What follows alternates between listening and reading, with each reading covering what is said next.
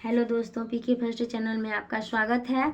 आज हम करेंगे शिव महापुराण में गणेश जीवन की कथा। आप लोग सुनिएगा, इसको सुनने से सबको सभी का मनोकामना पूर्ण होगा। ये हम शिव पुराण से सही जो रहता है, शिव पुराण वही से सही बात कर रहे हैं। सुनिए। नारद जी बोले, हे ब्राह्मण, तब उस वृत्तांत को सुनकर महादेवी ने क्या किया, कृपा कर मुझे वह समस्त कथा सुनाइए। ब्रह्मा जी बोले, हे मुनिवर्य, गणेश जी के शिरोच्छेदन से शिव जी के गण पटह बजा कर महोत्सव करने लगे। इधर पार्वती को बड़ा क्रोध आया। वह कहती, हाँ मैं क्या करूं, कहाँ जाऊं, हाँ मुझे बड़ा दुख प्राप्त हुआ है। सब देवता और गण ने मेरे पुत्र का संहार कर दिया।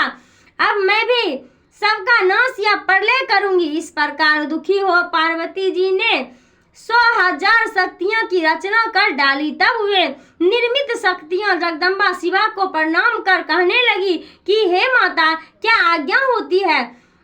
हे देवी ने कहा, तुम लोग मेरी आज्ञा से देव सेना में जाकर उसका प्रलय कर डालो। देवता, राक्षस, ऋषि और अपने पराये को जो मिले उन्हें हठ से भक्षण कर जाओ।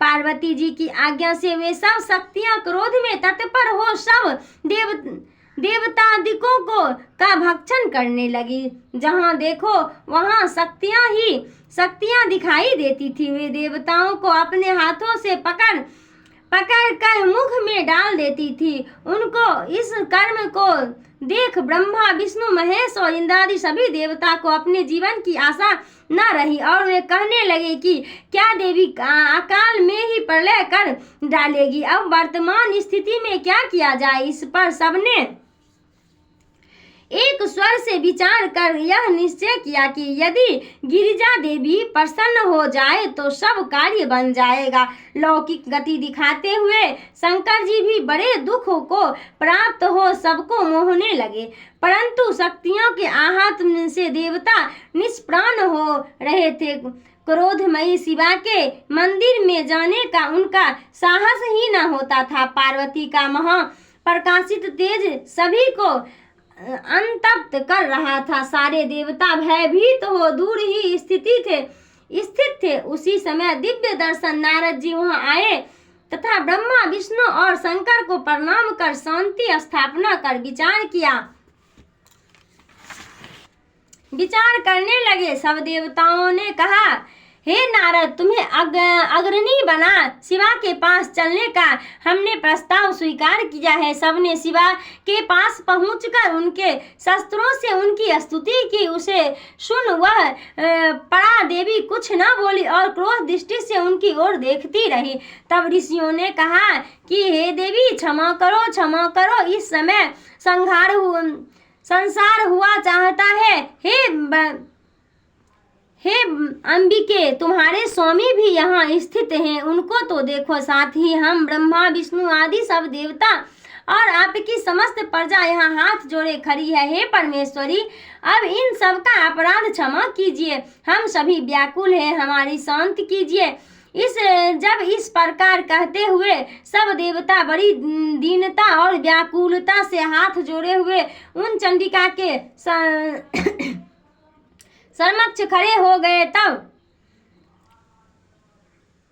वह भगवती करुणा कर उन देवताओं से इस प्रकार बोली, यदि मेरा पुत्र जी जाए और तुम सबके मध्य से पूजनीय हो जाए तो यह संहार नहीं होगा, अन्यथा शांति नहीं होगी। भगवती के ऐसा कहने पर सब देवता ने शिव जी से इसके लिए प्रार्थना की। शिव जी ने कहा, ठीक है, हम लोगों को वही करना चाहिए जिससे सब लोग का मंगल होवे। अच्छा, तो तुम लोग यहाँ से उत्तर दिशा में चले जाओ और वह पहले जो मिले उसका सिर काट कर गणेश जी के सिर में जोड़ दो तो वह जी जावेंगे। यह सुन सब देवता गणेश जी को के लेकर उत्तर दिशा की ओर गए तो प्रथम उनको एक दांत वाला हाथी मिला। उन्होंने उसका सिर काट कर गणेश जी के शरीर से जोड़ दिया। फिर उन्हें अच्छी तरह धोकर उनकी पूजा की तथा विष्णु जी